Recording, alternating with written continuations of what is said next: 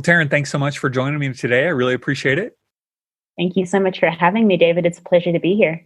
Yeah, so we are in the midst of COVID, no matter when you're listening to this podcast. And there's lots of changes. Obviously, we're working from home. I don't know what the percentage is. Oh my gosh, it's got to be like, what, 90%? Other than 96, yeah. 96, you've got the percentage.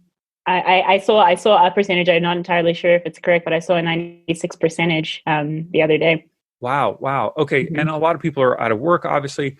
And then, of course, essential workers are there on the job. They're not working from home. But there are unique challenges that we're facing that possibly could negatively impact our minds and our bodies now that we're kind of working from home in a different space. I've worked from home for 12 years now. So that wasn't a big change for me, other than my wife, who's a teacher, and my two kids who are seniors, one is senior in high school, one senior in college. They're now home, Tarin. What the heck? Right. Yeah, it's crazy. That's what's causing me stress. I definitely get that. What are some of the unique challenges that we're facing from your vantage point? Yeah. So as we're starting this new paradigm and starting to settle into this new way of life, it's really interesting to just see how many things we did in our previous way of operating, in our previous roles, that involved movement and involved, getting from one place to another, getting ourselves out of our houses into an office building. But now, with us just being in our space and working from our home environment, there is that almost elimination of a commute. So there's that little bit of difficulty when it comes to being able to move your body. If you're not a person who thinks about moving yourself around and having an active lifestyle, you don't have an active exercise routine, then it's quite challenging to then all of a sudden have your workload and the stress of this whole situation on you, as well as then having to undertake a new exercise practice, having to undertake a whole new way of life to make sure that you're getting what your body needs to keep you active and to keep you well. Mm-hmm. So that's definitely. Also, gyms, most gyms have been closed for quite some time. My gym opened for like a couple weeks and then it's closed now again here in California. Yeah, definitely. So, and that's also quite a challenge for people to find ways to work out at home, to find ways to to engage with their space, especially if they're in a smaller space or in an apartment building. Then it can be quite difficult to get yourself moving in a limited amount of space. So, just really finding ways to get yourself up, get yourself moving around at least once an hour. If you're working from home, if you're in a stationary location, if you're not a person who optimizes with a standing desk, then I would definitely recommend making ways and spaces in your day to find pockets of movement. Mm-hmm. As you were saying, but as you also asked, there's definitely an effect on the mind as well, and that comes with just the fact that you are now in your home environment, in your home space. You don't have that same support network of your coworkers around. You're not out in an office and social environment anymore. You can't just pop down to someone else's office and ask a question. So there's this whole other element of really needing to reach out to connect with people that can be quite difficult or anxiety producing for quite a few people. So there are quite a few layers on top of what has happened with the situation that really do need to be taken into consideration so that we can make this a sustainable long-term change. Because from this is not just going to be the span of COVID. I think a lot of businesses are realizing that it is far more effective, far more productive for people to be working from their home environments, because they're getting just as much done, and it's not taking paying for a whole office building to be able to actually facilitate what businesses need to get done. So I think this is a very long-term change for sure. Mm-hmm. Yeah. You talked about the commute and the lack of the commute. I've actually had some friends that just say, man, it just feels like there's no disconnect between I'm going from, my kitchen with my, husband or kid into my office. And now like my mind, the ability for the mind to shift that quickly can feel overwhelming. And I told him, I said, hey, you should just go to your car and drive for 15 minutes and then come back to your house. That's a fantastic recommendation. Even just going and taking a walk before you start work, going and doing something that separates you from family, home, life space Yeah. to work space, to allow yourself that shift, that energetic state shift as well. Yeah. Yeah, that is so hard.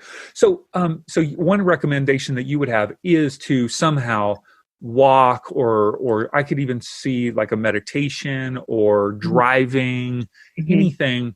And I find that, I need to, I work out in the morning, then I'll shower, and then I get dressed. And even just the process of getting dressed with a collared shirt versus a t-shirt, putting on shoes versus just sitting there barefoot or with socks, for me, it changes my mindset.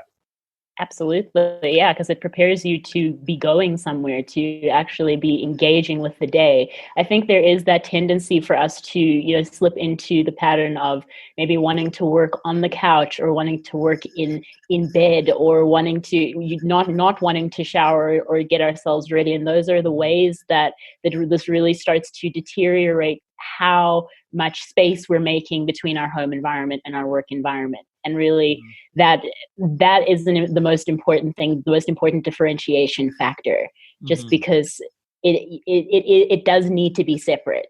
There does need to be that clear boundary of, now I'm at home and now I'm at work. Otherwise, if the two get too intermingled, then it becomes this really challenging thing. It's just too enmeshed.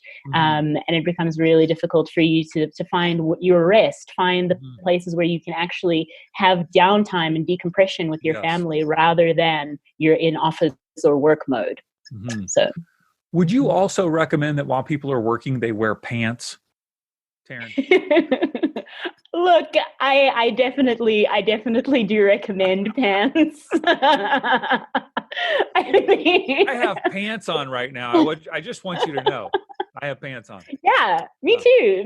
It's revolutionary, really, but it does help, I will say, because yes, it's fun to walk around your house with no pants on and to do work with no pants on, but again, there is just that mindset shift that puts you into a completely different space when you are prepared. Like, if someone were to come to your door to deliver you mail, are you prepared to receive that person? That's pretty much the state that you should be in when you are working. I love it. That is so good. I had a friend show up. He's running for city council, and he wanted to, he asked me ahead of time, like a couple days ago, hey, can I get your signature for, to get on the ballot, or, whatever. I was like, sure. Yeah. And he just showed up like unannounced. And my dog goes crazy, and my daughter comes in. She's like, hey, this guy, I was on a video, like a conference call. Thankfully I wasn't the one speaking, and I could just walk out. I was dressed. I was good. I was barefoot, but who cares? No big deal. But awkward. People could show up anytime asking for your signature to run for city council. They could. Yes. Okay. So why is it, particularly, I want us to speak to business owners, no matter how big the business, and people that are in influential places or roles in companies. Why should they be concerned about health and wellness for their employees in addition to performance? Obviously, that's a top-notch question. Are they getting their job done? Are they meeting deadlines? Right. Are they in a situation where they can be undistracted, and focused? But why should they also be focused on health and wellness from your perspective? Well, health and wellness is obviously one of the building blocks of our well-being as humans. And so humans, if you want to see them as the foundation of your business, if there are humans working for your business, they are the cornerstone of your business. So for that to be something that you support and something that you prioritize, allowing the people that are in your company to be taken care of in a healthy manner is so important, because healthy employees will stay longer, and happy employees will work harder and be more productive. And it's just as simple as that. Like, if you are actually taking time to check in with your employees, prioritize where they're at, prioritize their health and well-being, it gives the sense of you caring for the people that actually work for you, of you actually undertaking some kind of responsibility for those people, not to just have to, go out and be left to their own devices, especially in a situation that is so tough like this. It's really supportive and shows that the employer cares. So I would definitely say that is something to consider first off, if a business is thinking about why health and wellness is something that they should offer for their employees. Also, I mean, you can't do the same things previously we would be able to take our coworkers out for drinks or to meet and socialize and outside of working situations. But now there's just this complete disconnect, not being able to meet up with your team anymore, not being able to have those moments outside of the working environment. And that can make people feel quite isolated. Remote work and working from home can be quite an isolated and lonely place, especially if you're not used to it. So being able to really see where those gaps might be, especially as we move through this new transition, is a very important thing for any decision maker. I heard two things that I felt like you kind of intermingled there, and I want to tease them out just a little bit. One is a very utilitarian thought process to go, the basis of your work in, like your company is people. And if you don't take care of them, they're going to leave or they're going to not be as productive. Like, that's a very utilitarian approach. And I think that's wise to think in that way. Also, there's an opportunity to actually have genuine human care for, other human, you know what I mean? Imagine that. One is just utilitarian. Like, they work for me. I need to get the most out of them. You better take care of them. The other is, no, these are human beings that have stories and lives and families. And I'm not just concerned about their productivity, but I'm concerned about their well-being in the totality of their life. And I think, people appreciate the first, yes, I'm going to take care of you but you can feel the difference if it comes with a level of care and concern that you've articulated. So that's beautiful. I was reading an article that you wrote some time ago where you outlined 5 ways where we can be more mindful, taking responsibility for our own health and wellness, because we can't wait for our companies or our business owner to do that. We'd like them to do that. And we encourage business owners to do that. But we need to take responsibility for our own health and wellness. And you outlined 5 ways to be more mindful in our day-to-day work. And I just want to walk through those real briefly, if you don't mind. And I'll link to the article in our show notes, of course, as well. But walk us through those. Yeah, absolutely. So one of the ways is by observing your autopilot. And I've basically divided these into just things to make you a little bit more mindful and aware in your days as you progress through them, because everything starts and ends with intention.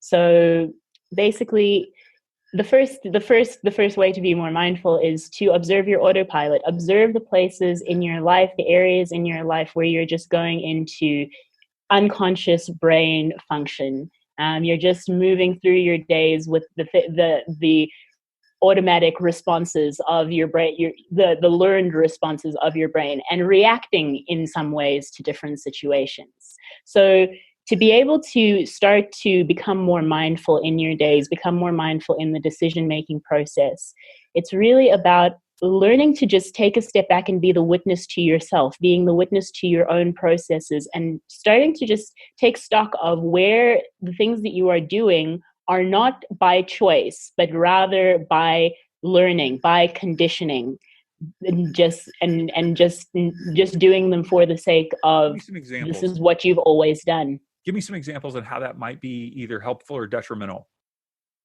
How observing your autopilot might be helpful or detrimental? Something that I might observe. Like, I would go, oh, I'm doing this on autopilot. And you might say, oh, witness that, because that might not be helpful for you. Like, give me some examples of that. Got you.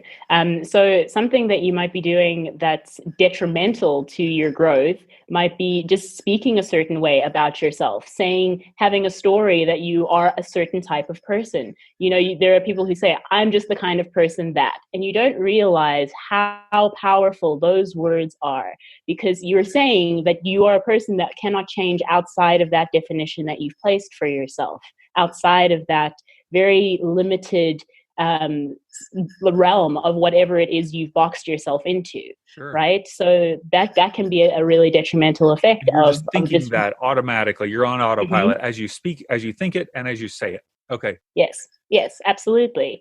And something that can be good to have as an autopilot is breathing. It's fantastic that our bodies continue to do this thing that keeps us alive and keeps us supported. But there are also responses that we don't necessarily stay aware of. And so to become more aware of our autopilot means becoming more aware of the things that we are doing automatically. So thinking about how am I breathing now? I'm really glad that my body takes care of breathing for me at all times, but taking a step back and taking a step further and looking at what is the quality and rhythm of my breath, and can I maybe start to control the way that I'm breathing to be able to calm my body rather than feeding into this high stress circuit of very shallow breath. Right. So yeah, hope that makes a little bit more sense. Sure. No, that's good. Yeah. My daughter complains that her brother breathes too loud. Does he breathe through his mouth? No, it's through his nose. It's like kind of, and he gets, kind of a little, any recommendations on that? I highly recommend that he takes a few deep breaths into his belly, but through his nose. So instead of breathing shallowly, because that will make a louder sound. Yeah. If you breathe deep and you allow the breath to move not only from your chest all the way down to your belly, yeah, it already makes the breath a little bit more measured, and it takes it longer. Oh my gosh, you might quieter. have just saved a sibling relationship right now. This is amazing. Thank goodness. Wow. Thank goodness. Okay. Give me another way to be mindful. Yeah. First of all, we want to observe our autopilot.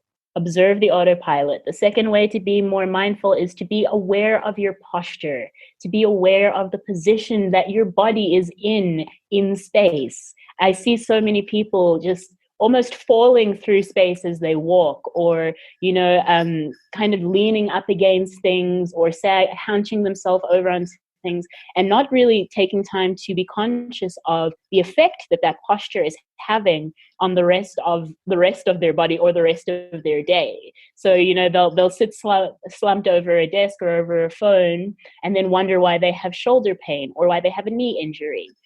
So just being very aware of how you're positioning your body at all times is so critical to not only understanding how to listen to your body and where your body is at, but also just keeping yourself in a good space physically, instead of allowing yourself to be in this position where your eyes are always downcast, your head is always tilting forward, your body is basically moving back toward the ground at all times. Allowing yourself to elevate and lift and use the muscles that again have been so generously placed around your body to engage and hold you in a strong and stable posture.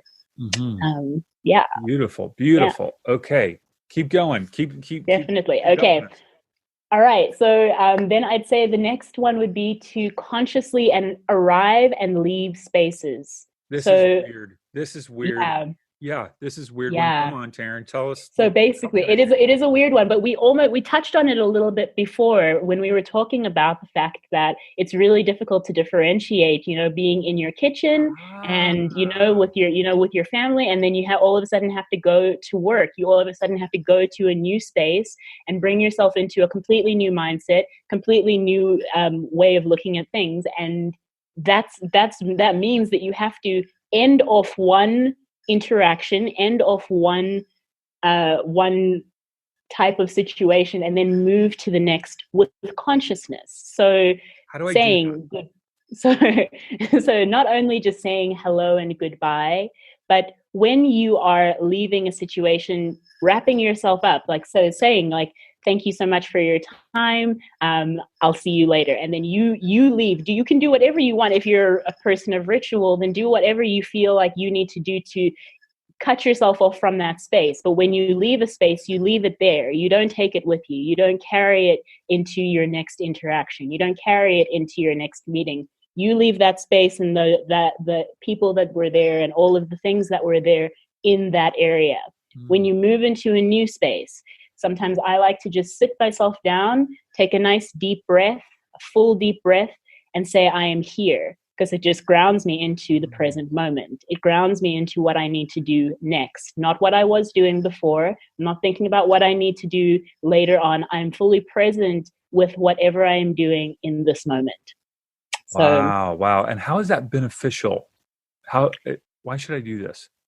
So it's beneficial because it will help you to live more presently, live in the now, rather than dwelling on the past or living in the future or feeling yourself really pulled by the past or the future. And that can be anything, in regret or in to-dos or whatever it may be that's taking your mind away from the present. It helps you to be, firstly, a more active and engaged listener. It helps you to be a better conversationalist. It helps you to be a better person in general if you are more present.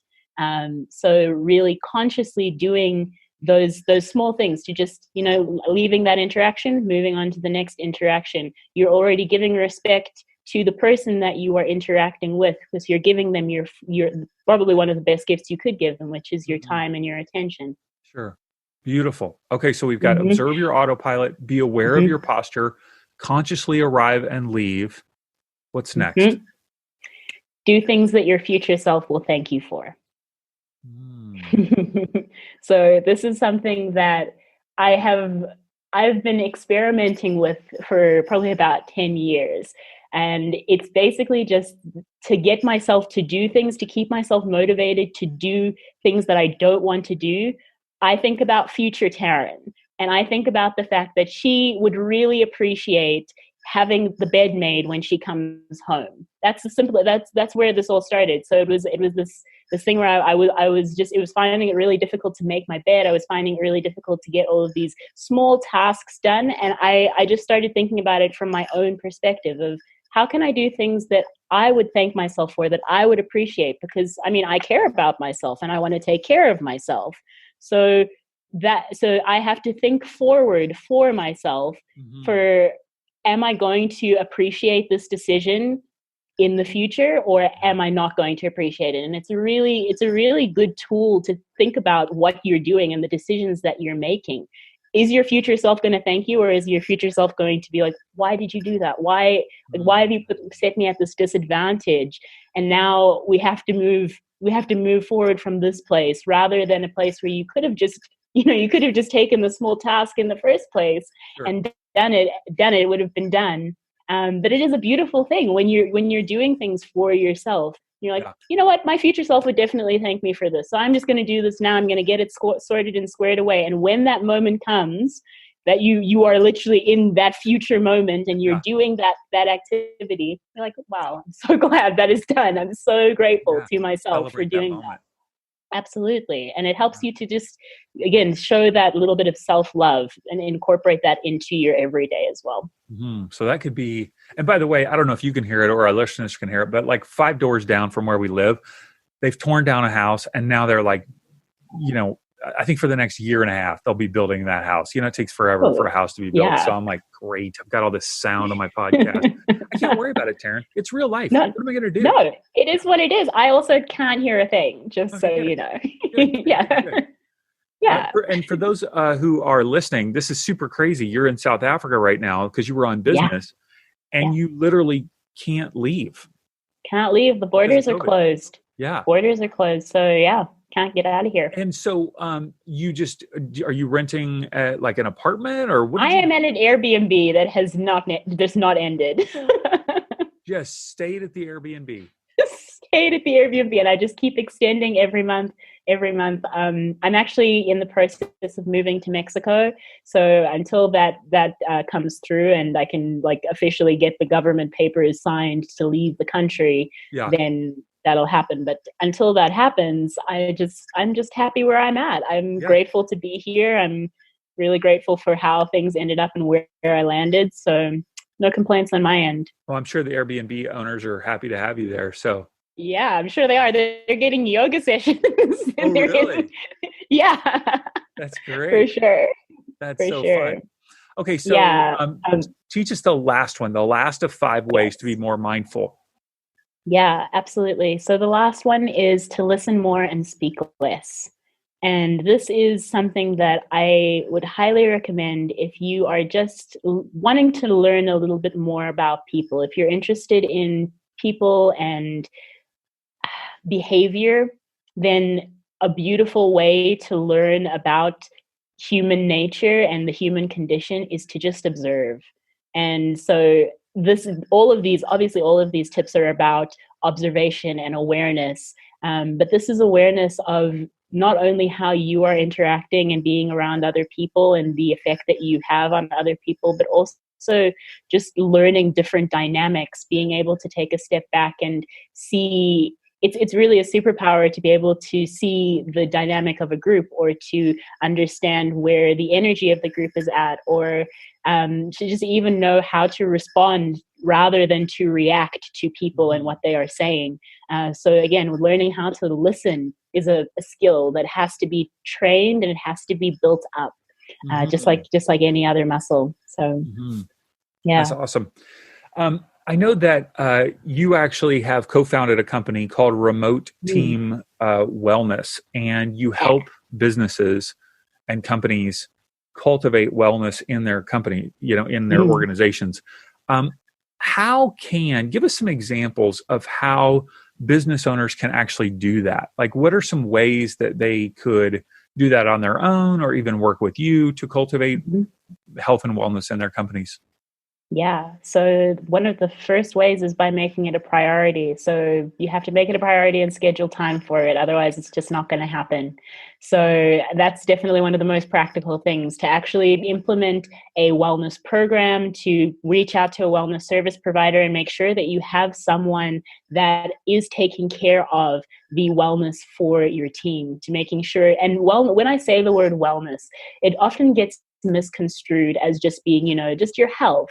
Or just your fitness, But wellness is quite a multi-dimensional concept, which encompasses your social wellness, your emotional wellness, your environmental wellness, your occupational wellness, your intellectual wellness, your physical wellness, and your spiritual wellness as well.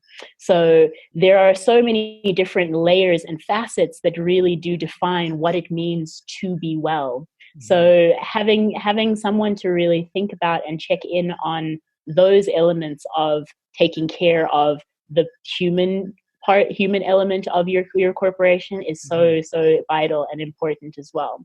Another really implementable, easy way to do it, if you don't have the budget for it, if you're not quite ready to invest in it, is definitely to just start sending out wellness focused newsletters. You could start sending out just an email once a month talking about different tips and methods to think about how to be well, and maybe even just implementing office hours for one of your team members to check in with all of the other employees, to be able to know where they're at. Because again, we're going through something that none of us have ever faced before. It's very stressful. It's very different. It's a time where people just really do need that point of contact and connection. So it's really important to make that a priority.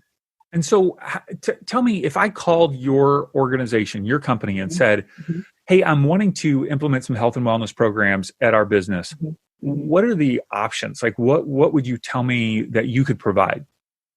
Yeah, absolutely. So we have different packages set up. So we have 3 different levels, which are the startup, the holistic, and the chief wellness officer package. All of them entail slightly different benefits, but at the core of them, you get at least 2 wellness sessions a month, and that's with different wellness service providers, from categories such as movement, which is different fitness categories, mindfulness, which is all about meditation and mindset training, And then we also have social and connection, which is all about finding a way to network and come together and team build.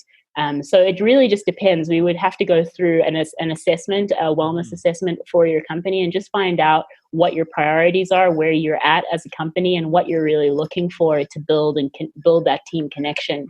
So, yeah. And this would look like my employees logging on from their homes at the same time, or would they watch pre-recorded video, or is this a live experience?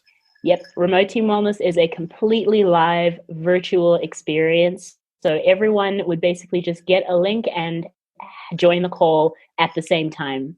So it's we do all of the back work for you. We find very, very highly vetted expert teachers in their field, and then basically just get you guys to come to a session where you can just join and experience something that you may not have experienced before, experience something that will help to keep your body and your mind functioning at its optimum. So, yeah. The beautiful thing I like about that too is it gives people a common language to talk about whatever it is that you're walking them through. It's a common way of talking about moving their body, or common way of talking about mindset that allows them to kind of check in with each other and process. And that's really beautiful, rather than them all doing their own thing on their own time, which is great. That's all good. Yeah. But it creates a synergy for the company by having that shared experience. So very fascinating. Yeah, definitely. And it's also just to, again, keep that cohesiveness in amongst the team environment, because there's not the opportunity to do that outside of work at this point. Right. All right. So we will point people toward remoteteamwellness.com, which will be in the show notes. Of course, if you're on your phone, you can swipe up and click on that now. You also have a personal website where you talk about kind of your own background and yoga training and, all the things that you've done. The name is... The Chocolate Pretzel. So you can find me at The Chocolate Pretzel on Instagram and Facebook, and I am thechocolatePretzel.com. That is my website where I do coaching for mindset, mindfulness, wellness, and yoga as well. What an incredible URL. That I'm sure when you went to buy that URL, it's like, yeah, well, this is definitely available. What do you need? Well, yeah, Chocolate Pretzel was not available. That was taken by a pretzel. Chocolate Pretzel was taken by a pretzel shop. So like a literal chocolate pretzel shop. Yeah. Yeah. That is funny. I know, it really was. That is so good. I think if I started a website called the whitepretzel.com, I just think that would be weird. I don't know. I don't think that would be good, Tarin. Doesn't quite roll off the tongue as easily. No. The white chocolate pretzel. No, right. Yeah. Well, I don't know. Look, nah. I mean, I'm definitely not a pretzel. Definitely not a pretzel. Yeah. Here's the URL for me. The whitechocolatePretzelStick.com. Yeah, because I can just be straight. Perfect. You know what I mean? Just a straight stick, pretzel stick. Love it. Like a poke steak. Yeah, exactly. Yeah, that's good. Good. Tarin, it's been great to be with you. Thank you for these tips. This really, I think, will help us, process this. And I hope that some business leaders, as they're, listening, that they will take this seriously for their own companies, whether they reach out to your company or do it on their own. It's great. Just to take health and wellness seriously. So thank you so much, Tarin. I appreciate it. Thank you so much for your time, David. I really appreciate being here. Thank you.